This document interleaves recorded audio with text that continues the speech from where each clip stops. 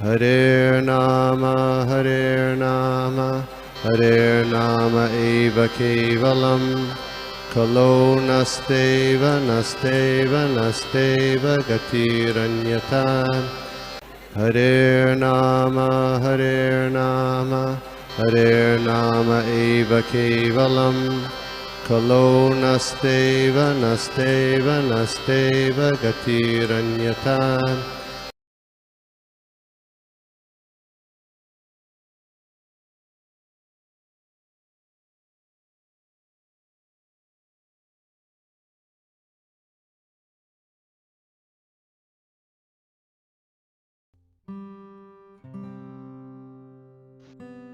हरे कृष्णा, धन्यवाद, प्रणाम। माता जी, मेरी आवाज आ रही है?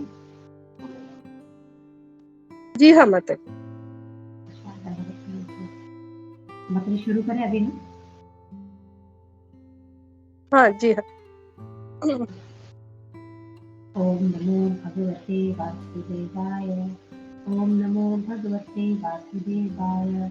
ओम नमो भगवते वासुदेवाय। नमो विष्णुपदाय विष्णुपृष्ठाय भूतले श्रीमते भक्तिवेदान्त स्वामी इति नामिने नमस्ते सरस्वती देवी गौरवाणी प्रसादिने निर्विशेष शून्यवादी कृष्णकारिणे नारायणं नमस्कृतं नरं चैव नरोत्तमं देवीं सरस्वती व्यासं ततो जयो मुदीरये नष्टप्रायेषु अभद्रेषु नित्यं भागवत सेवया भगवती उत्तमश्लोके भक्तिर्भवति नैष्ठकी नमः पङ्कजनाभाय नमः पङ्कजमालिने नमः पङ्कजनेत्राय नमस्ते पङ्कजाङ्ग्रे हे कृष्ण करुणा सिन्धु दीनबन्धु जगत्पते गोपेश गोपिकान्त श्रीराधाकान्त नमस्तुते। जय श्री कृष्ण चैतन्य प्रभु नित्यानंद श्री अद्वैत गदाधर श्रीवासादि गौर भक्तवृंद। हरे कृष्णा कृष्णा कृष्णा हरे हरे हरे राम राम राम हरे हरे। हरे कृष्णा। सभी उपस्थित वैष्णव के चरणों में मेरा धन्यवाद करना। बहुत ही वंडरफुल कीर्तन, बहुत ही मधुर कीर्तन रहा माता जी, धन्यवाद आपके लिए। तो आज मुझे दूसरे स्कंद के तीसरे अध्याय में जो 24 और 25 श्लोका है उसकी सेवा दी गई है। तो पहले हम श्लोक पढ़ लेते हैं।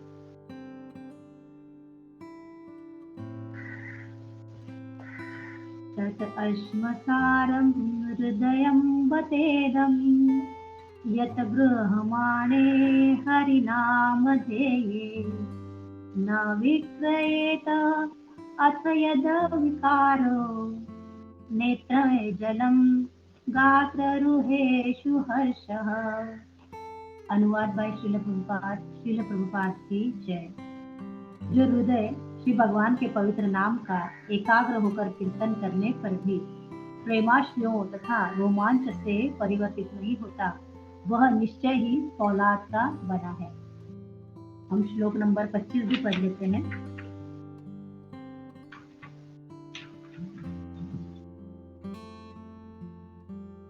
श्लोक नंबर 25।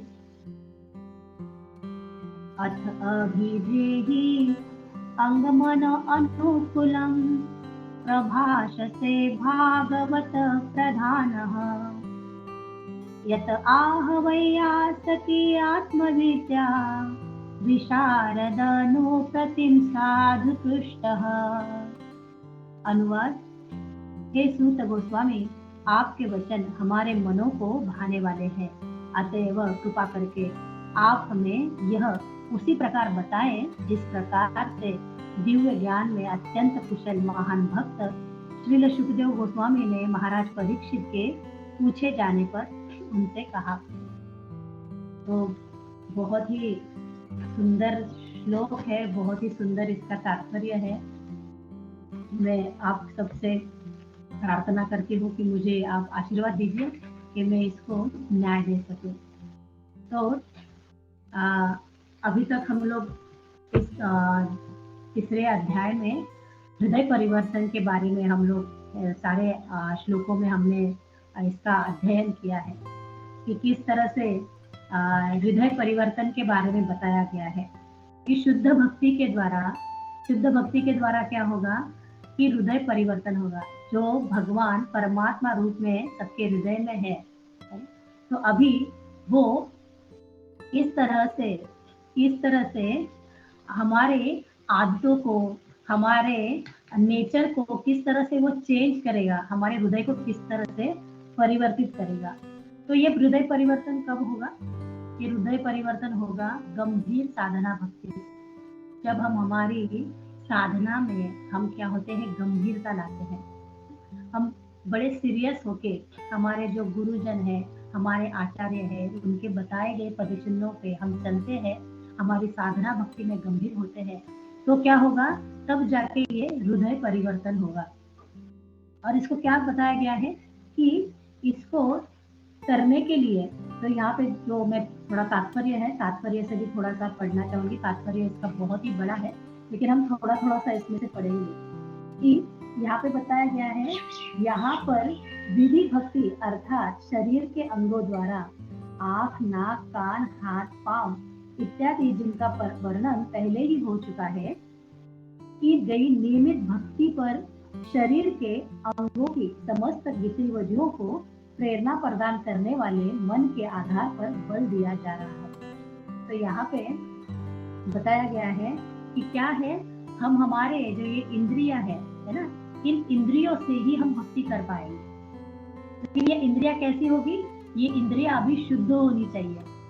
तो यहाँ पे आगे बताया गया है, ऐसी अपेक्षा की जाती है कि नियमित भक्तिमय सेवा करने से हृदय में परिवर्तन अवश्य दिखना चाहिए। तो हम क्या करना होगा, हमारे इन इंद्रियों को हमें भगवान की सेवा में लगाना होगा। लेकिन हमारी इंद्रियां क्या है? हमारी इंद्रियां ना हमेशा आसक्त रहती है, हमारी इंद्रियां हमेशा मोह में रहती है। जैसे एक बंदर का उदाहरण हम सुनते हैं ना कि बंदर जिसका एक बर्तन है, जार के अंदर कैसा है, उसका मुंह छोटा है और उसके अंदर चने रखे हुए हैं। तो बंदर क्या करता है, वो चने निकालने के लिए अंदर हाथ डाल देता है उस जार में, और जब उसके हाथ में वो चने आ जाते हैं, पूरी उसकी मुट्ठी भर जाती है, तो उसका हाथ अभी बाहर नहीं निकलता, और बाहर हाथ नहीं निकल रहा है, और तब तक मदारी आ जाता है वहां पे, बंदर पकड़ने वाला। लेकिन वो अभी उस बंदर ने यदि वो चने छोड़ दिए, अपनी मुट्ठी छोड़ दी, तो वो उस जार से अपना हाथ निकाल सकता है, लेकिन उसको क्या है, उसको वो चने भी चाहिए। वो सामने अपनी मृत्यु को देख रहा है, फिर भी वो चने को नहीं छोड़ रहा है। तो ऐसी ही स्थिति कुछ हमारी भी है कि हमें इंद्रिय तृप्ति भी चाहिए, है ना, हमें इंद्रिय तृप्ति भी चाहिए, हमें भक्ति भी चाहिए। तो ये सब साथ साथ नहीं चलता। आचार्य कहते हैं, प्रभुपाद जी कहते हैं कि भले धर्म थोड़ा कम कर दो, लेकिन अधर्म जरा भी मत करो, है ना, कि भले धर्म की बातें थोड़ी सी कम भी हो जाए, आपकी भक्ति में थोड़ी सी कमी भी आ जाए तो भी चलेगा, लेकिन कोई पापमय कृत्य मत करो। तो पापमय कृत्य कब होगा? कि जब हमारी इंद्रियां ना, हम स्वयं के लिए इसका इंद्रिय भोग करना चाहेगी, हमारी खुद की तृप्ति के लिए हम अपनी इंद्रियों को हम लिप्त करेंगे।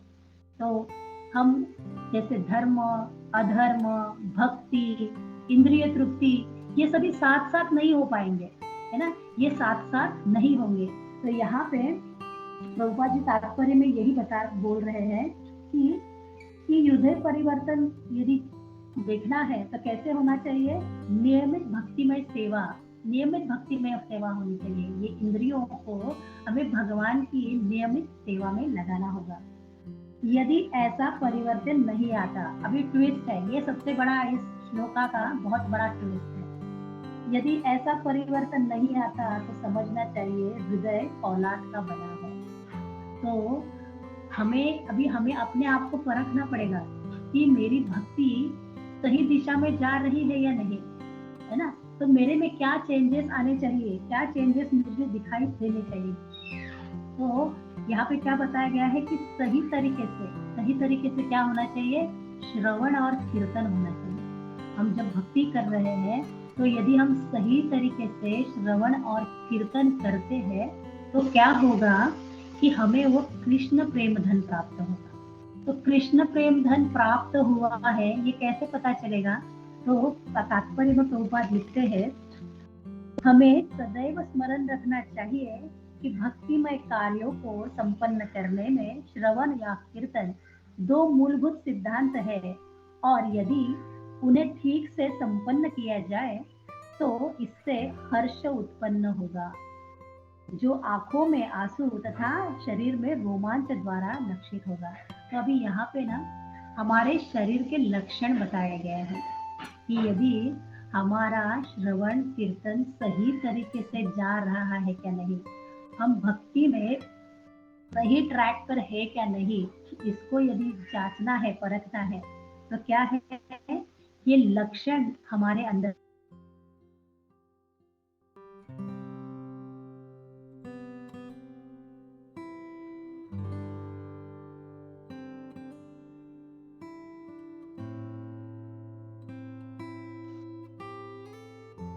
पूर्व प्रकट होते हैं।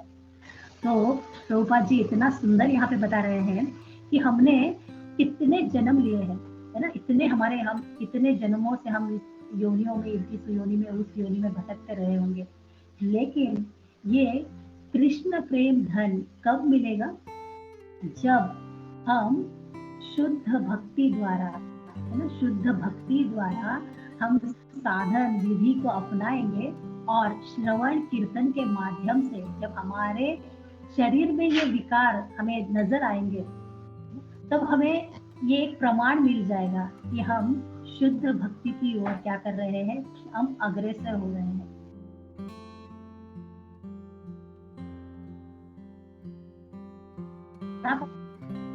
जरूरत होती है, लेकिन यही यदि वो धुएं पे पकाया जाए तो धुआं भी तो अग्नि का ही स्वरूप है, तो धुएं पे पकाया गया खाना पकेगा भी नहीं और समय की बर्बादी होगी। तो वैसे ही यदि हमारी श्रवण और कीर्तन में कहीं पे तो लूप होल्स है, या यदि वहां पे हमारा श्रवण कीर्तन ठीक तरह से नहीं हो रहा है, तो इसका मतलब हो गया कि हम तो धुएं पे ही खाना पका रहे हैं, जिसमें हमारा समय भी जाएगा और हमारा खाना भी नहीं पकेगा, हमारी रसोई भी पूरी नहीं होगी, हमें वो कृष्ण प्रेम धन नहीं प्राप्त हो सकेगा। तो आगे प्रभुपाद जी कहते हैं कि ये श्रवण या कीर्तन से कोई भी प्रतिक्रिया यदि नहीं होगी, है ना, किसी को होता है कि नहीं हो रहा है, मुझ पे ये प्रभाव दिखाई नहीं पड़ रहा है, तो क्यों नहीं होगा, तो यहाँ पे प्रभुपाद कहते हैं, तो यह समझना चाहिए कि यह केवल अपराध के कारण है।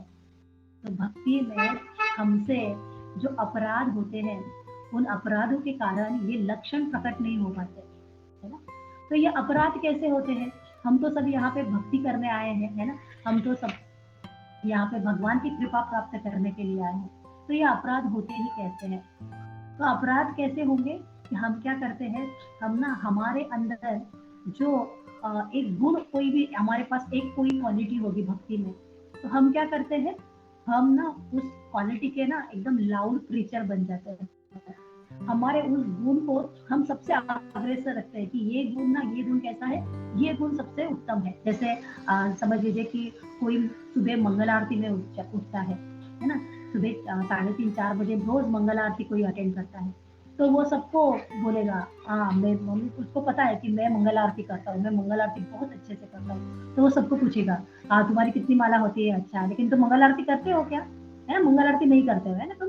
तो वो क्या करेगा, अपना पॉइंट को, वो अपने पॉइंट के लिए वो लाउड प्रीचर बनेगा कि हाँ मंगल आरती सबसे मेन है, मंगल आरती तो होनी ही चाहिए, भले तुम अभी 16 माला कर रहे हो, ये कर रहे हो, एकादशी निर्जला कर रहे हो, लेकिन तुम मंगल आरती नहीं करते, है ना, क्योंकि क्या मंगल आरती मैं रोज, है ना, बिना किसी खंड के मैं हमेशा मंगल आरती करते। तो हमारे अंदर ना वो जो एक गुण है ना, उस गुण को हम बहुत प्राउड फील करना शुरू कर देते हैं कि अरे ये मैं सबसे अच्छा करता हूँ, मैं बहुत अच्छा कीर्तन करता हूँ, अरे मैं बहुत अच्छा टीचिंग करता हूँ। तो उस एक गुण को हम पकड़ के रखते हैं। और ये तो हो गया कि ठीक है, हमने उस एक गुण को पकड़ के रखा, लेकिन बाद में क्या होता है, हम दूसरे भक्तों को क्रिटिसाइज भी करना शुरू करते हैं। धीरे धीरे ये गुण ऐसे बढ़ता है कि दूसरों को क्रिटिसाइज भी करते हैं, हाँ कि तुम्हारे अंदर ऐसा है, उसके अंदर वो वैसी कमी है ना। और वही कमी जब हमारे अंदर आती है तो हम क्या करते हैं, ये सबसे बुरी बात है कि हम ना खुद को जज करना शुरू करते हैं।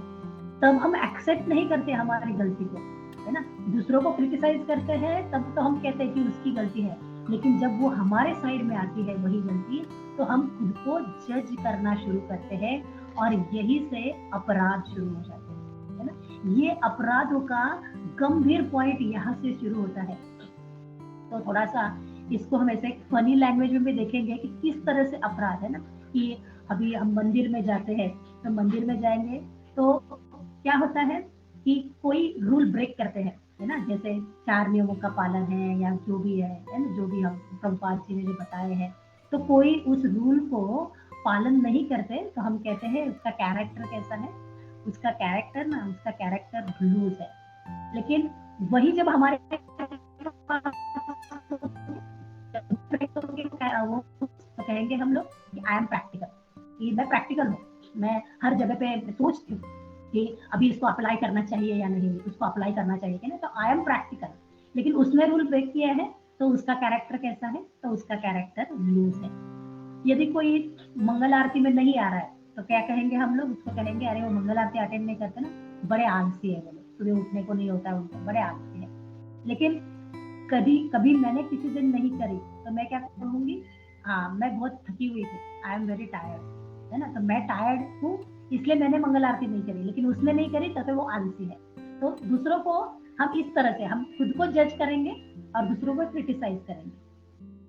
फिर क्या है कि कोई देर तक सोता है ना, बहुत उसकी क्या कहा जाएगा 6 घंटे की नींद है, कोई 8 घंटे 10 घंटे सो रहा है, तो हम कहेंगे बस उसकी नींद बहुत उसके ऊपर है, तमोगुण में रहता है हमेशा, है ना, भक्त होके भी तमोगुण में है वो।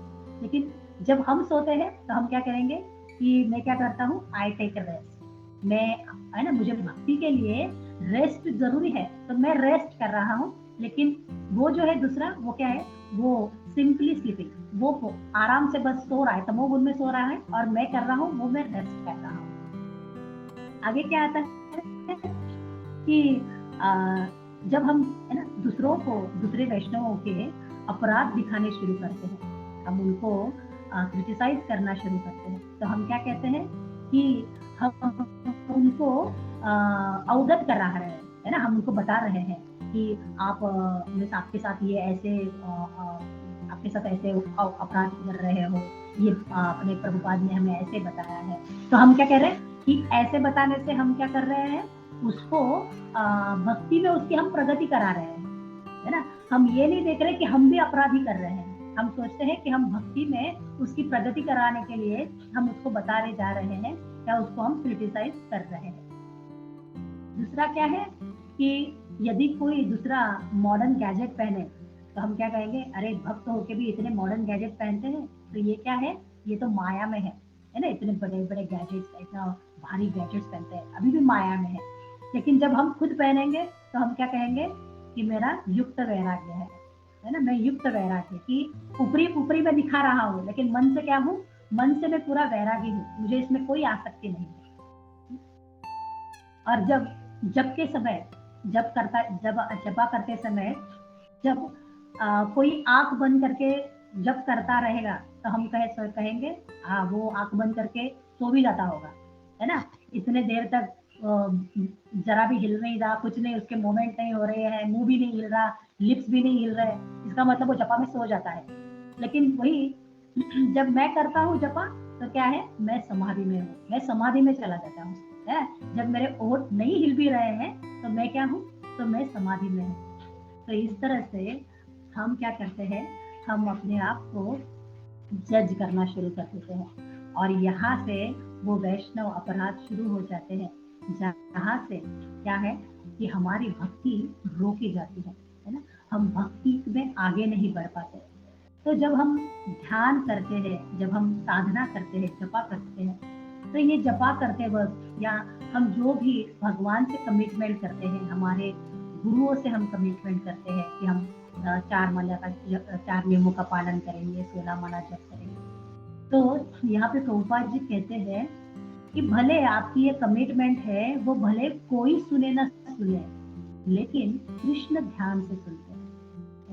कृष्ण इसको बहुत ध्यान से सुनते हैं, बड़ी सीरियसली लेते हैं कृष्ण इस बात को कि आप क्या क्या कह रहे हो, आप क्या क्या बता रहे हो, आप प्रीचिंग में क्या क्या कह रहे हो। और फिर कृष्ण क्या करते हैं, वो आपके ऊपर भी आजमाते हैं कि आपने जो कहा है, आपने जो आपके गुरु से कमिटमेंट की है, आप जो प्रीचिंग कर रहे हो, तो उसको आप खुद भी फॉलो कर रहे हो या नहीं, है ना। और यदि आप उसको फॉलो कर भी रहे हैं, तो आप किस लिए कर रहे हैं, आपके खुद के मान प्रतिष्ठा के लिए कर रहे हैं या भगवान की प्रसन्नता के लिए कर रहे हैं, कि जिससे भगवान प्रसन्न हो। तो अपने शास्त्रों में, भागवतम में इतने सारे उदाहरण मिलते हैं कि जिन्होंने भगवान की प्रसन्नता के लिए, है ना, अपने स्टैंडर्ड्स को भी उन्होंने कॉम्प्रोमाइज किया है। तो इसका सबसे पहला उदाहरण आता है बलि महाराज का। बलि महाराज, इन्होंने, उनके जो गुरु थे शुक्राचार्य, अपने गुरु का यथोचित आदर सत्कार, उनकी आज्ञाओं का पालन करके उन्होंने देवताओं को भी पराजित कर दिया था। उन्होंने इतने बड़े साम्राज्य का वो ऐश्वर्य वो भोग रहे थे, तो अपने गुरु के वचनों को हमेशा, है ना, हमेशा उन्होंने पालन किया था। अपने गुरु का बहुत ही आदर सत्कार हमेशा किया था, और उनके आदेशों पे चलते हुए उन्होंने इंद्र से भी, इंद्र का राज्य, वहां का सिंहासन भी उसने हासिल किया था, बलि महाराज। लेकिन जब भगवान विष्णु वामन रूप में, त्रिविक्रम रूप में जब बलि महाराज के पास आते हैं और बलि महाराज से वरदान मांगते हैं, और वरदान में बलि महाराज से 3 पग भूमि मांगते हैं, तो वहां पे जो शुक्राचार्य है, तो शुक्राचार्य बलि महाराज को रोकते हैं कि रोको, है ना, ये वचन मत दो, ये वरदान मत दो, ये कौन है, ये विष्णु है, ये तुम्हें छलने आया है, ये छद्म रूप में आया है। और अभी बलि महाराज अपने गुरु की बात को ध्यान नहीं देते, अपने गुरु के वचनों को नहीं मानते यहाँ पे। तो जो अभी शुक्राचार्य जी है, वो शुक्राचार्य जी जानते हैं कि ये जो विष्णु है, ये तो सब कुछ ले लेगा, है ना, ये 3 पग भूमि मांग रहा है बलि महाराज से, तो ये 3 पग भूमि में तो बलि का तो सारा ऐश्वर्य चला जाएगा। तो इसके साथ साथ क्या होगा, यदि बलि महाराज का यदि ऐश्वर्य चला जाएगा, तो शुक्राचार्य को भी भोगने के लिए, इंद्रिय तृप्ति के लिए कुछ भी नहीं मिलेगा। तो इसलिए शुक्राचार्य जी यहाँ पे बलि महाराज को अपने स्वार्थ के लिए रोक रहे थे। लेकिन बलि महाराज को जब पता चलता है कि ये तो साक्षात विष्णु है, त्रिविक्रम रूप है, तो बलि महाराज अपने वचनों के ऊपर दृढ़ बने रहते हैं। और अभी भगवान देखिए, भगवान कितनी कठोरता से बलि महाराज की परीक्षा लेते हैं कि 2 पग भूमि में भगवान तो पहले ब्रह्मांड को नाप देते हैं, फिर पाताल को नाप देते हैं, पूरे पृथ्वी को नाप देते हैं, और अभी 2 पग भूमि रह गई है, लेकिन तीसरा पग, है ना, अभी तो तीसरा, उसने जो 3 प्रॉमिस किए, 3 पग भूमि का प्रॉमिस किया है, वचन दिया है, तो अभी वो फुलफिल नहीं हुआ है, वो पूरा नहीं हुआ है। तो बलि महाराज को बंदी बना लेते हैं भगवान। मीन्स जिसने सब कुछ अभी दिया है, तो उसको भी फिर भी भगवान ने उसको बंदी बना दिया, उसको अपने पाश में बांध दिया। और ब्रह्मा जी साक्षात वहां पे प्रकट होते हैं और भगवान से विनती करते हैं कि हे भगवान, ये कैसी लीला है आपकी, कि उसने सब कुछ तो दे दिया आपको, है ना, और फिर भी आपने उसको बंदी बना लिया, इतनी भक्त की कठोर परीक्षा लेंगे आप। तो अभी भगवान कहते हैं, अभी तक उसने मेरे तीसरे पग के लिए जगह नहीं दी है ना, जो उसने 3 पग भूमि के लिए बोला था, सिर्फ 2 पग भूमि हुई है। और फिर अभी बलि महाराज क्या करते हैं, बलि महाराज कहते हैं कि आपके तीसरा पग मेरे मस्तक पे रखिए, है ना। तो ये क्या है, आत्मनिवेदन, भगवान के लिए, भगवान की प्रसन्नता के लिए बलि महाराज क्या कर देते हैं, आत्मसमर्पण कर देते हैं। तो भगवान इससे इतने प्रसन्न होते हैं बलि के ये आत्मसमर्पण से, कि बलि महाराज को तो एक अपना अलग से साम्राज्य दे ही देते हैं और खुद उसके द्वारपाल बन जाते हैं। तो भगवान को ना अपने भक्त की महिमा का वर्धन करने में बड़ा आनंद मिलता है।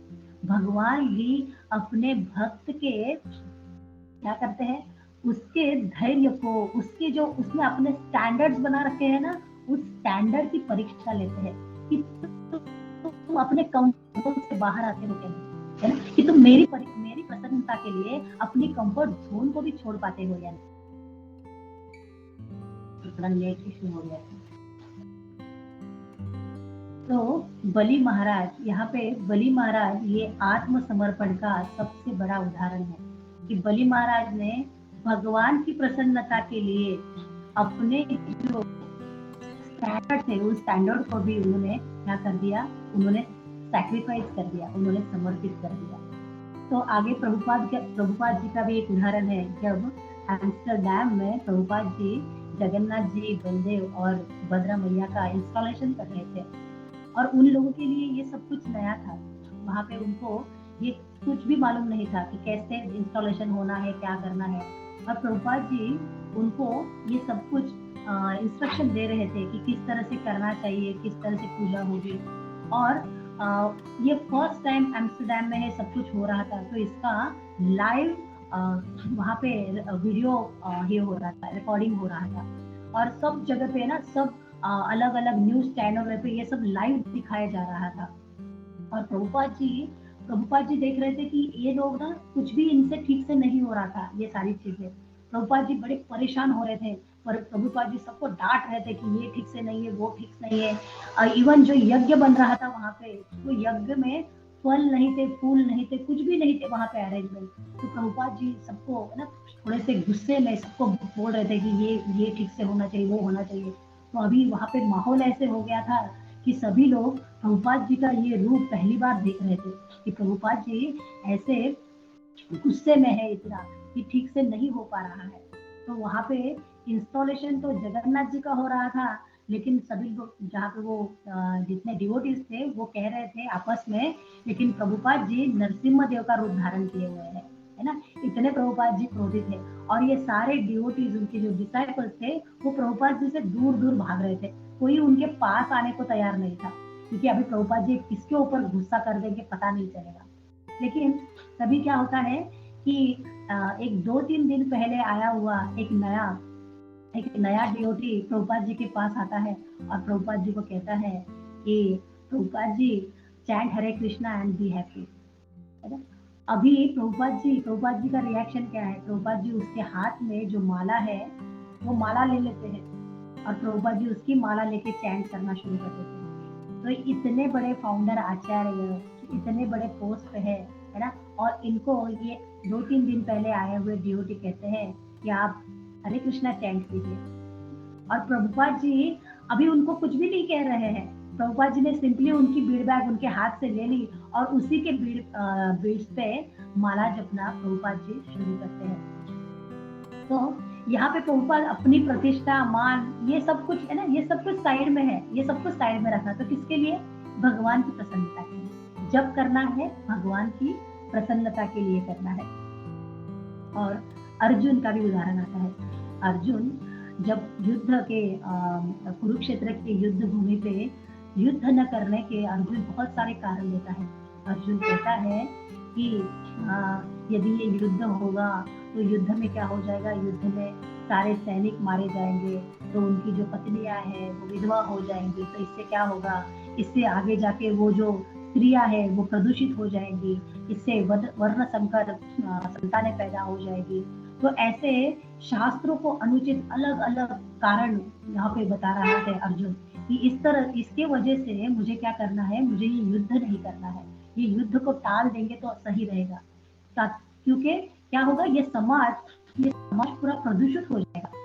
तो जब भगवान से उपदेश सुनते हैं, भगवान की वाणी जब अर्जुन सुनते हैं, तो उनके अंदर भी क्या हो जाता है, उनके अंदर भी चेंजेस आ जाते हैं और आखिर वो भगवान के कहे अनुसार युद्ध करने के लिए तैयार हो जाते हैं, है ना। अर्जुन कहते हैं करिष्ये वचनम तव, जैसे आप कहेंगे मैं वैसे करूंगा।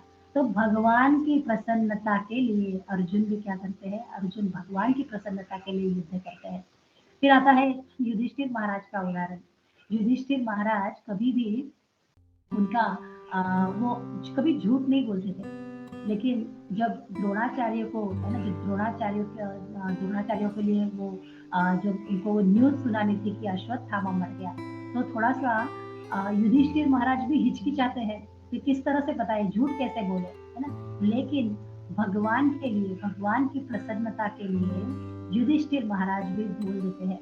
तो ये इतने सारे उदाहरण है अपने भागवतम में कि इन्होंने सबने क्या किया है, अपने कंफर्ट जोन को छोड़ा है, अपनी जो मान प्रतिष्ठा है उसको भी दांव पे लगाया है, लेकिन किसके लिए, सिर्फ भगवान की प्रतिष्ठा के लिए। प्रभुपाद जी का और एक उदाहरण आता है। प्रभुपाद जी के जो डिसाइपल थे श्याम सुंदर प्रभु, तो श्याम सुंदर प्रभु के जॉर्ज हैरिसन बहुत ही अच्छे फ्रेंड थे, बहुत ही बेस्ट फ्रेंड थे।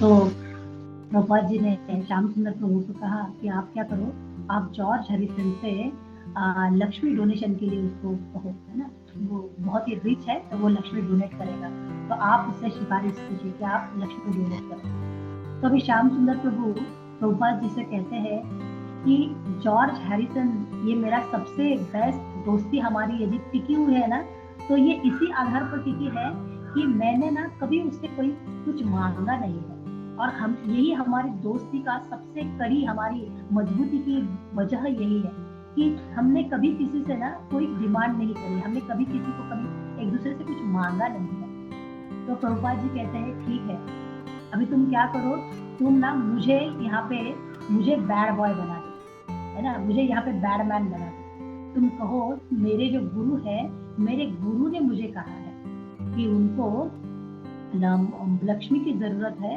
और इसलिए अभी तुम क्या करो, मेरी जो भी मान प्रतिष्ठा है उसको साइड में रखो, है ना, तुम मुझे गलत साबित करो, तुम भले मेरी जरूरत दिखाओ।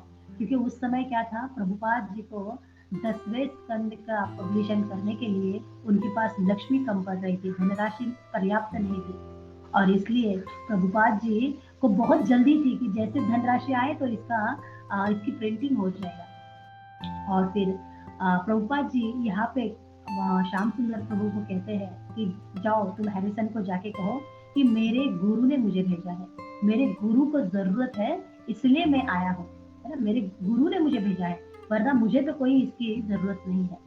तो इस तरह से प्रभुपाद भी, है ना, भगवान की प्रसन्नता के लिए उन्होंने क्या किया है, अपने स्टैंडर्ड्स के साथ उन्होंने हमेशा कॉम्प्रोमाइज ही किया है। फिर आगे हनुमान जी का भी उदाहरण आता है रामायण में। हनुमान जी का क्या है कि जब सीता माता एक दिन श्रृंगार कर रही थी, और श्रृंगार करते वक्त वो अपने मांग में सिंदूर भरती है, तो उस समय हनुमान जी वहां पे आते हैं। तो हनुमान जी सीता माता को पूछते हैं कि माता ये आप क्या कर रहे हो। तो सीता माता तो देखती है, एक तो ये मानव योनि में भी है नहीं, तो अभी इनको क्या एक्सप्लेनेशन करूं, इनको अभी मैं क्या बताऊं कि ये क्या है। तो बस सीता माता इतना कहती है कि ये ना, इससे भगवान श्री राम बहुत प्रसन्न होते हैं। तो हनुमान जी कहते हैं अच्छा, प्रभु को इतना सा करने से प्रभु इतना प्रसन्न होते हैं। तो अभी हनुमान जी जाते हैं, बाजार में जाते हैं, और बाजार में जितना भी सिंदूर है पूरा अपने शरीर पर डाल के लेते हैं, है ना, पूरे सिंदूर से खुद को रंग देते हैं, और प्रभु श्री राम के सामने खड़े होते हैं कि देखो माता ने इतना चुटकी भर सिंदूर लिया, तो प्रभु जी इतना खुश होते हैं, तो मैंने तो पूरे अपने शरीर पे सिंदूर डाल दिया है, तो प्रभु, है ना, प्रभु ज्यादा खुश हो जाएंगे। तो भगवान की प्रसन्नता के लिए हनुमान जी भी कैसे है, हमेशा तत्पर रहते हैं। फिर आगे एक उदाहरण आता है कृष्ण और गोपियों का। जब कृष्ण का सरदर्द होता है, और कृष्ण का सरदर्द होता है, तो कृष्ण कहते हैं कि मुझे अपने भक्तों की धूल चाहिए। तो आगे कृष्ण भगवान का जब सिरदर्द हो रहा था, तो कहते हैं कि मुझे अपने भक्तों की चरण धूली ले आओ, है ना। और नारद जी पहले तो द्वारका की जो महिषिया है, द्वारका की जो रानी है, उनके पास जाते हैं। तो द्वारका की रानियां कि हमें तो पाप लग जाएगा इस विचार से अपनी चरण धूलि देती नहीं है। तो नारद जी जाते हैं वृंदावन में गोपियों के पास, और गोपियों के पास जाते हैं। गोपियां है ना, गोपियां तो बस कि कृष्ण का सरदर्द कम हो जाए और सरदर्द ना हो, इसलिए क्या करती है, अपने चरणों के है ना जितनी चाहिए उतनी धूल नारद जी को निकाल के दे देती है। तो नारद जी कहते भी है गोपियों को कि तुम्हें पता भी है कि इससे क्या होगा, यदि तुमने अपने चरणों की धूल कृष्ण को दे दी तो तुम्हें नरक में जाना पड़ेगा। तो गोपियां कहती है कि यदि कृष्ण का सरदर्द इससे कम होता है तो हम नरक भी जाने के लिए तैयार है। तो भगवान की प्रसन्नता के लिए यहाँ गोपियां क्या है, नरक भी जाने के लिए तैयार है। तो है ना, इस तरह से क्या हो रहा है कि जब हमारे जो स्टैंडर्ड्स है हम उनको भी भगवान की प्रसन्नता के लिए हम सैक्रिफाइस करना शुरू कर देते हैं। तो यहाँ पे प्रभुपाद जी ना यही बता रहे हैं कि ये जो लक्षण है, ये जो लक्षण हमारे शरीर में भक्ति के द्वारा उत्पन्न होंगे, तो ये लक्षण किस तरह से हम मेंटेन कर पाएंगे, है ना, हमारी साधना, हमारी भक्ति किस तरह से होनी चाहिए। तो वो हमारे मान प्रतिष्ठा के लिए न होते हुए वो किसके लिए होनी चाहिए, वो भगवान को प्रसन्न करने के लिए होनी चाहिए। तो एकमात्र यदि हमारा उद्देश्य भगवान की प्रसन्नता का है तो ये क्या होगा, हमारी भक्ति शुद्ध भक्ति में परिणत हो जाएगी, है ना, हमारी इंद्रियां स्वतः ही शुद्ध होनी शुरू हो जाएंगे। तो जो जयदेव गोस्वामी है, जिन्होंने गीत गोविंद की रचना की है, तो ये गीत गोविंद की रचना करते वक्त ये जो जयदेव गोस्वामी है, ये भगवान के इतने शुद्ध भक्त है, तो उनके शरीर में भी ना ये लक्षण बार बार आते थे। वो जब भी राधा कृष्ण का नाम सुनते थे तो वो मूर्छित हो जाते थे, वो वहां पे बेहोश हो जाते थे। एक बार की कथा है कि जयदेव गोस्वामी जब अपने लेख लिख रहे थे, तो जयदेव गोस्वामी उनको जब वो लिखने बैठते थे तो उनके आंखों के सामने उनको वो घटनाएं नजर आती थी, जो गोलोक धाम में राधा कृष्ण जो लीलाएं कर रहे थे, वो लीलाएं उनको आंखों के सामने दिखती थी, और वो लीलाओं को फिर जयदेव गोस्वामी लिखना शुरू कर देते। तो एक दिन होता क्या है, ऐसे ही वो लिखना शुरू कर रहे थे और उस समय वो देखते हैं कि भगवान कृष्ण राधा रानी के चरणों को अपने सर के ऊपर रख रहे हैं, और वो देखने के बाद वो एकदम से हड़बड़ा जाते हैं कि ऐसे कैसे, कि ये ब्रह्मांड के नायक, तीनों लोक के स्वामी, ये राधा रानी के चरणों को अपने सर पे रख रहे हैं। तो कहते नहीं नहीं, मैं इसको नहीं लिखूंगा, है ना, ये मैं यहाँ पे नहीं लिख सकता, ये मुझे थोड़ा सा कुछ तो अटपटा सा लग रहा है। और उनकी जो पत्नी है पद्मावती, उसको वो कहते हैं कि अभी मैं क्या करता हूँ, मैं नदी पे स्नान करके आता हूँ, और मैं स्नान करके आऊंगा, फिर मैं प्रसाद ग्रहण करूंगा और फिर मैं लिखने बैठ जाऊंगा। तो पद्मावती कहती है ठीक है, और जयदेव गोस्वामी चले जाते हैं स्नान करने के लिए।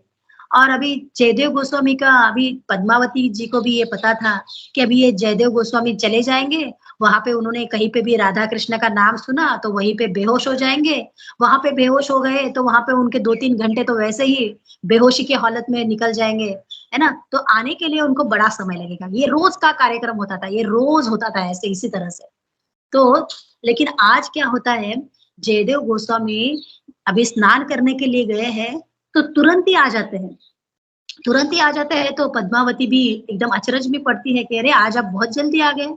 तो जयदेव गोस्वामी कहते हैं कि हाँ, कि मुझे आज है ना, मुझे मेरा काम है, मुझे वो लिखना बाकी रह गया था ना, तो इसलिए मुझे याद आया, तो इसलिए मैं जल्दी जल्दी आ गया, तो तुम मुझे जल्दी जल्दी प्रसाद दे दो। और फिर पद्मावती अपने हाथों से प्रसाद देती है, और जयदेव गोस्वामी प्रसाद लेते हैं और वहां पे जाके लिखने बैठ जाते हैं। जो उनका वो आधा अधूरा रह गया था उसको वो लिखना शुरू करते हैं। और तभी देखते हैं कि अभी पद्मावती, अभी जयदेव गोस्वामी ने तो प्रसाद ले लिया है, तो पद्मावती अभी खुद भोजन करने बैठ जाती है, प्रसाद लेने बैठ जाती है, और सामने से वहां से जयदेव गोस्वामी आते हैं। और जयदेव गोस्वामी आके जब पद्मावती देखती है कि अरे अभी तो आप है ना, अभी तो आप आए हैं, आपने प्रसाद लिया है, आप वहाँ पे लिखने बैठे हैं और अभी ये सामने कौन है? तो जयदेव गोस्वामी कहते हैं कि मैं तो अभी आ रहा हूँ, है ना? मैं तो अभी आया भी नहीं, मैंने तो प्रसाद भी नहीं लिया और तुम ये क्या कह रही हो? तो पद्मावती कहती है कि नहीं, नहीं आप तो अंदर लिख रहे थे, है ना? मैंने आपको प्रसाद भी खिलाया था, आप अंदर तो है ना लिखने पे बैठे, आपने कहा मुझे अपना काम निपटाना है। तो जयदेव गोस्वामी दौड़ते हुए अंदर जाते हैं और जाके देखते हैं जहाँ पे जयदेव गोस्वामी ने जो पद अधूरा रखा था वो पद अभी पूरा लिखा हुआ होता है कि राधा रानी के पद जो चरण कमल है वो भगवान कृष्ण अपने सर पे धारण करते हैं। तो इस पंक्ति को वहां पे पूरा कर दिया होता है और फिर जयदेव गोस्वामी है ना खुशी से नाचने लगते हैं कि साक्षात कृष्ण आके क्या कर गए, कृष्ण ने आके यहाँ से पद्मावती के हाथ से प्रसाद भी ग्रहण किया और मेरी जो पंक्ति है उस पंक्ति को भी पूरा कर दिया। तो और एक उदाहरण आता है जब जयदेव गोस्वामी ये गीत गोविंद को एक वस्त्र के ऊपर लिखते हैं क्योंकि कागज के रख लिखेंगे तो वो कागज जीर्ण हो जाएगा, वो उसकी आवृत्ति मिले या ना मिले, तो उसको एक वस्त्र पे लिखते हैं। तो वस्त्र पे लिखने के लिए वो कारीगरों के पास जाते हैं, बहुत सारे कारीगर वहां पे लगे हुए रहते हैं उस वस्त्र पे गीत गोविंद लिखने के लिए। और वो क्या होता है, जिस दिन कभी राधा कृष्ण का नाम सुना तो जयदेव गोस्वामी वहीं पे बेहोश, है ना, वहीं पे बेहोश, तो पूरे 4-5 घंटे वैसे ही, तो वो काम वहां पे ठप हो जाता था कि राधा कृष्ण का नाम सुना तो जयदेव गोस्वामी के अंदर वो अष्ट सात्विक विकार प्राप्त होता था, वो अष्ट सात्विक विकार आ जाता था और जयदेव गोस्वामी वहीं पे बेहोश हो जाते थे। तो वहां पे वो गीत गोविंद लिखते समय अभी ऐसे ही हुआ, किसी ने राधा कृष्ण का नाम लिया और जयदेव गोस्वामी बेहोश हो गए। अभी काम तो पूरा ठप हो गया, तो वहां से एक सन्यासी आते हैं, सन्यासी आते हैं और वो कहते हैं कि इस जयदेव का मैं बड़ा भाई हूँ और मेरा नाम है कृष्णदेव, है ना, और मैं भी इस गीत गोविंद को जानता हूँ, तो तुम लिखो, मैं बताता हूँ तुम्हें कि क्या क्या है और तुम लिखते जाओ, तुम उसके ऊपर प्रिंट करते जाओ। और जितना समय जयदेव गोस्वामी वहां पे बेहोश पड़े रहे तो कृष्णदेव अपने मुख से बताते हैं कि गीत गोविंद क्या है और वो जो कारीगर है वो सारा उसको प्रिंट करते रहते हैं उस वस्त्र के ऊपर। और जब जयदेव गोस्वामी उठते हैं, जाग जाते हैं, तो देखते हैं कि अरे काम तो पूरा हो चुका है ना, पूरे कारीगरों ने पूरे गीत गोविंद को लिख दिया है, वहां पे पूरा कंप्लीट हो चुका है। फिर जयदेव गोस्वामी पूछते हैं कि ये कैसे हुआ? तो वो सब कारीगर कहते हैं कि आपके जो बड़े भाई है ना, आपके बड़े भाई कृष्णदेव आए थे और उन्होंने या आपके जो आगे जो आपने जो बीच में छोड़ा था उससे आगे उन्होंने कंटिन्यू किया और इस तरह से ये कंप्लीट हो गया। तो जयदेव गोस्वामी पहचान जाते हैं कि उनके तो कोई भाई है ही नहीं, तो साक्षात कृष्ण आके उस गीत गोविंद को पंक्ति को पूरा कर देते हैं।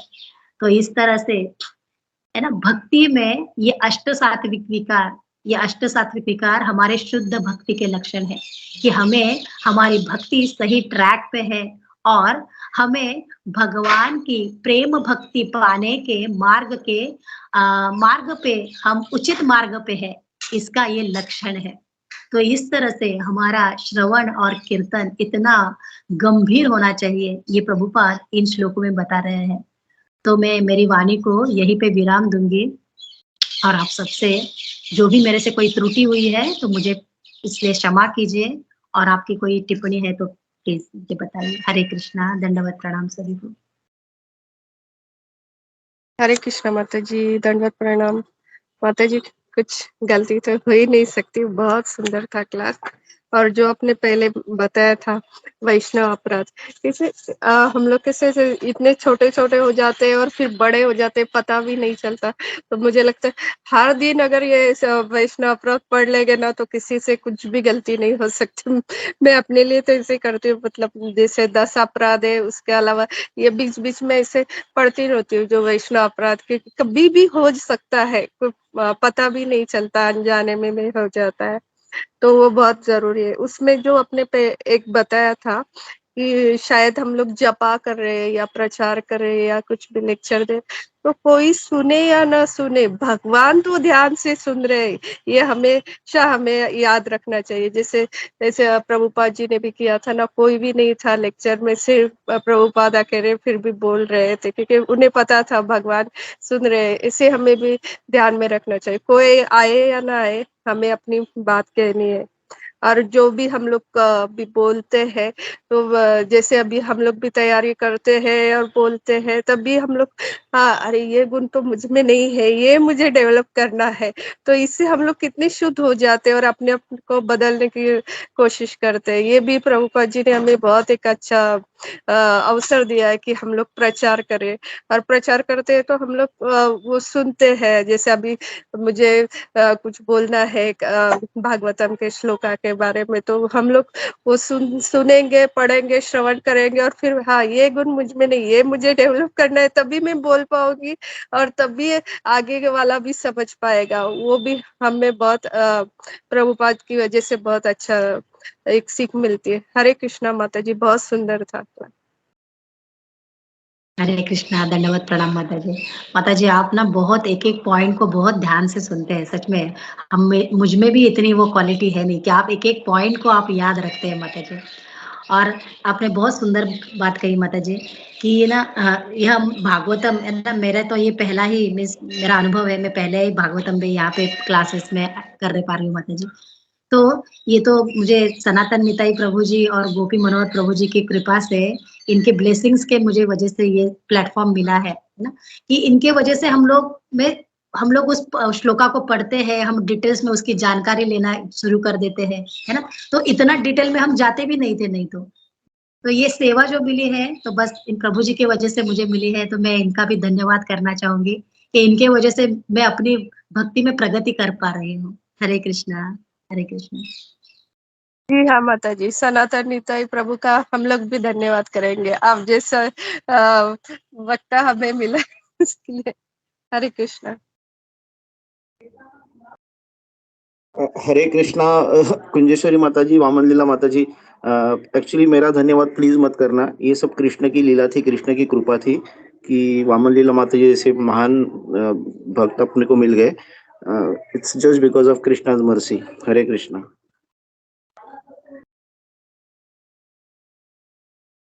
नहीं प्रभु जी, ऐसे महान वगैरह मत बोलिए प्रभु जी। यहाँ पे सभी इतने वरिष्ठ है, इतने सीनियर है, इतने अनुभवी है। और सच में बहुत आपके वजह से मुझे ये साधु संग मिला है प्रभु जी। तो इसलिए आपको सच में धन्यवाद है इसके लिए।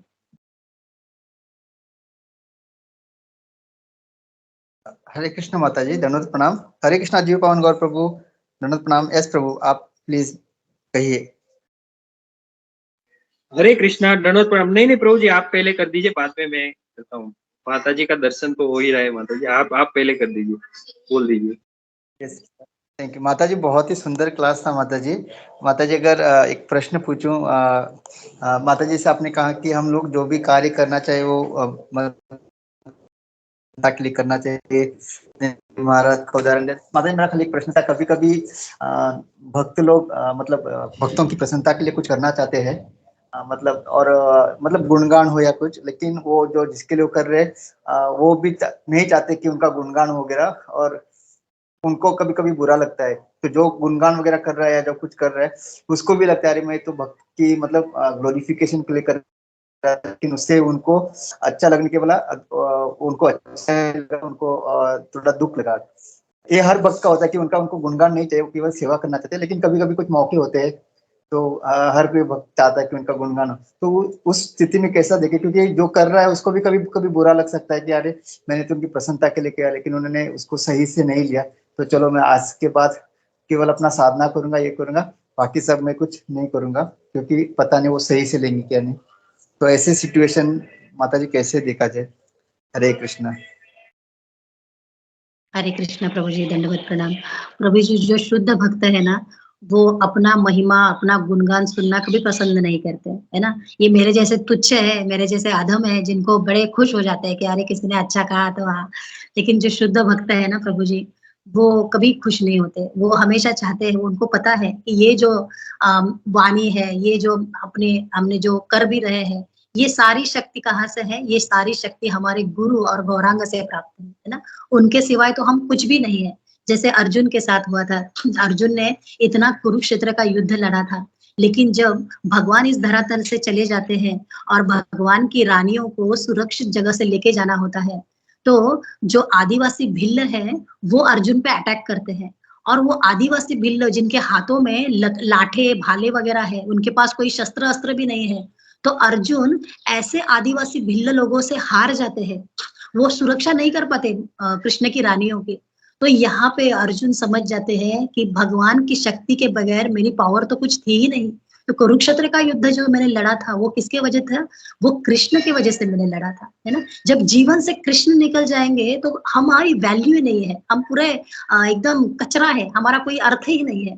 तो जो शुद्ध भक्त है ना प्रभु जी, वो जानते हैं कि हमारी वैल्यू जो है वो भक्ति की वजह से है, कि हम गुरु और गौरांग के उनके फुटस्टेप्स को हम लोग फॉलो कर रहे हैं। तो वो सारा क्रेडिट उनको देते हैं, है ना?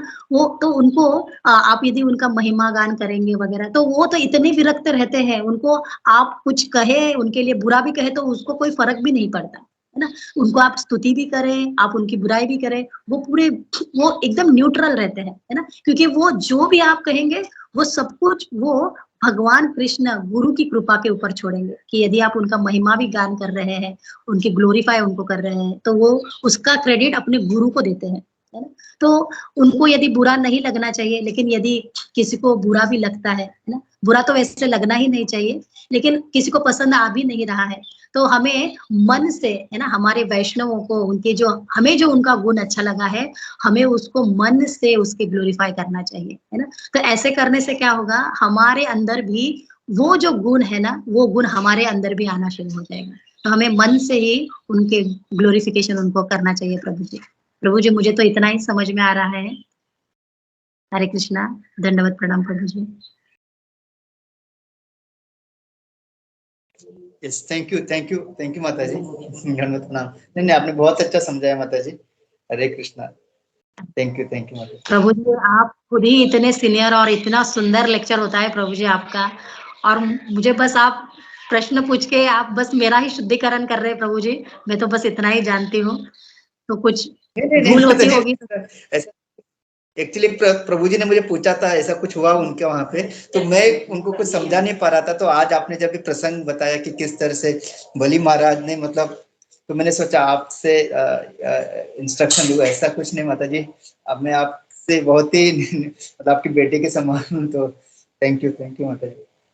हरे कृष्ण। मैं जो आपने समझाया, मैं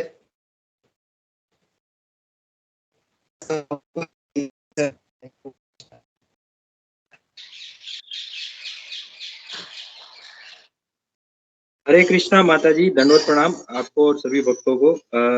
सर्वप्रथम तो साधु साधु आपको, और धन्यवाद सनातन प्रभु जी। सनातन प्रभु जी की कृपा से हमें आपसे ये श्रवण करने मिला और आपका ये संग प्राप्त हुआ, तो थैंक यू सनातन प्रभु जी। और आज तो डबल कृपा है माता जी, एक आपसे श्रवण करने मिला है और सनातन प्रभु जी का भी भगवत गीता का क्लास है, तो बहुत सुंदर हमें ये श्रवण करने मिलेगा माता जी। और माता जी धन्यवाद आपको, आपने बहुत अच्छी तरह से ये जो हृदय में जो परिवर्तन का जो ये अध्याय, शीर्षक का अध्याय है, और उसका जो अंतिम ये दो श्लोक है, उनके बारे में आपने बहुत सुंदर तरीके से समझाया माता जी। जैसे आपने पहले ये तुलना की जो भक्त के बारे में, भक्त के लक्षणों के बारे में, एक तो जैसे वो मंगला आरती के लिए जो अपने आप को वो अच्छा समझता है और दूसरे करते हैं तो उन्हें वो मतलब सो रहा है ऐसा समझता है, आलसी ऐसा समझता है, और वो अपने आप को मतलब ऐसा प्रैक्टिकल समझता है और दूसरों को कैरेक्टर लूज समझता है। बाद में वो जैसे ये युक्त वैराग्य, और उसके बारे में भी बताया कि वो मतलब वो उसमें आसक्त है और मैं युक्त वैराग्य हूँ। और आपने ये भी बहुत अच्छा बताया माता जी अंत में, जैसे ये एक तो आपने ये बलि महाराज जी का, और जैसे जयदेव गोस्वामी जी का, बाद में प्रभुपाद जी के भी जीवन में से आपने उदाहरण समझाया कि कैसे वे अपने, और अर्जुन का, युधिष्ठिर जी का, जैसे आपने इतना अच्छा दृष्टांत देके समझाया, उदाहरण देके कि हमें अपना मान प्रतिष्ठा भूल के ये भगवान की प्रसन्नता के लिए कार्य करना चाहिए। माता जी एक जैसे सूरज माधव प्रभु जी ने जो जिज्ञासा की वो भी बहुत अच्छी थी और आपने इतना अच्छा समझा है माता जी। एक खाली उसके और संदर्भ में माता जी थोड़ा इसमें ये समझा सकते हैं कि जैसे हम मैं मेरी बात कर रहा हूँ माता जी कि हम जैसे देखते हैं और हम हमारी ये बद्ध अवस्था बुद्धि से हम तुलना हो जाती है कि हम ये कर रहे हैं और वो लोग ये कर रहे हैं। तो जैसे आपने ये युक्त वैराग्य का उदाहरण दिया, बाद में वो जो ये प्रैक्टिकल और वो मतलब वो लोग है वो कैरेक्टर लूज है, तो वो हम अपने आप को जस्टिफाई अच्छा कर लेते हैं लेकिन हम दूसरों में दोष देख लेते हैं। मैं मेरी बात कर रहा हूँ माता जी। तो हम मतलब मैं और अपने आप को कैसे जैसे ये गुरु शिष्य परंपरा में जोड़ सकूं और अपनी भक्ति में ज्यादा फोकस रख के दूसरों का अपराध न कर सकूं और मतलब ये जो है जैसे ये जो आपने श्रवण और अध्ययन पे ज्यादा आपने जो बल दिया था माता जी उसमें ज्यादा अपना जो है वो फोकस कर सकूं। तो माता जी थोड़ा सा प्लीज बताएंगे। हरे कृष्णा, दंडवत प्रणाम आपको और सभी को। हरे कृष्णा, दंडवत प्रणाम। प्रभु जी है ना, सच में ये अवस्था में ना शायद हमें भगवान ही डालते हैं जब हम हमारी भक्ति में हम हमारी भक्ति में कितने अग्रसर हो पा रहे हैं, हमारे हृदय से अनर्थ हम लोग मिटा पाए कि नहीं।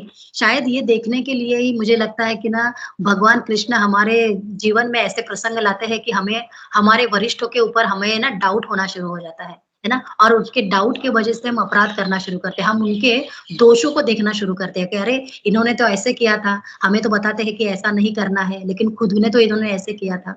तो प्रभुपाद जी कहते हैं कि जब ऐसे सिचुएशन आए तो हमेशा एक बात को हमें याद रखना है कि जैसे रोड पे हम जब रास्ते पे चल रहे हैं तो रास्ते पे सिग्नल्स है ना, तो रास्ते पे जो सिग्नल्स है वो वहां पे जो रास्ते पे जितने भी व्हीकल्स है उनके लिए है, उनके रोकथाम के लिए है। लेकिन जो ऊपर से जो आसमान में जो एरोप्लेन्स वगैरह उड़ रहे हैं तो उनके लिए वो सिग्नल्स काम नहीं करते, है ना। उनके लिए उनके सिग्नल्स, उनके जो जो नीति नियम है वो क्या है, वो अलग है। तो वो रास्ते पे जब सिग्नल पड़े तो वो आकाश में उड़ने वाला फ्लाइट है वो नहीं रुकेगा, उसकी उड़ान तो चलती रहेगी, है ना। तो हमेशा हमें ये बात को ध्यान में रखना होगा कि जो हमारे वरिष्ठ है, जो भी वैष्णव है ना, यदि हमें उनमें कोई दोष नजर भी आता है तो हमें वही सोचना है कि वो एरोप्लेन के समान है। उन्होंने भक्ति में अपने आप को इतना ऊंचा रखा है कि उनके अभी नियम अलग है, उनके लिए रूल्स अलग है ना। हमारे लिए वो रोड लाइट के नियम है, हमें तो बराबर उसी लाइट, रेड लाइट आए तो हमें रुकना है, हमें सारे नियमों का फॉलो करना है। लेकिन अभी उनके लिए वो नियम बदल जाते हैं। तो हमें बस हम इस पॉइंट को याद रखेंगे ना प्रभु जी, तो शायद हम है ना हम इससे दूर रह पाएंगे, इन अपराध से हम बच पाएंगे प्रभु जी। हरे कृष्ण प्रभु जी, मैं शायद आपके जवाब दे पाई हूँ प्रभु जी। हरे कृष्णा, दंडवत प्रणाम प्रभु जी। हरे कृष्णा माता जी, दंडवत प्रणाम। आपने बहुत सुंदर ये भी उदाहरण देके समझाया माता जी, जैसे ये बहुत अच्छा है माता जी। आपने पहले भी क्लास में ये जो ट्रैफिक सिग्नल और जो विमान है उसका आपने समझाया था माता जी। थैंक यू माता जी, बहुत अच्छी तरह आपने समझाया। हरे कृष्णा, दंडवत प्रणाम माता जी। धन्यवाद प्रणाम प्रभु जी।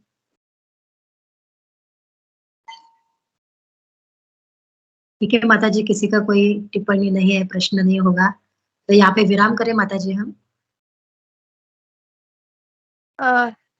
जी हाँ माता जी, फिर से एक बार धन्यवाद माता जी।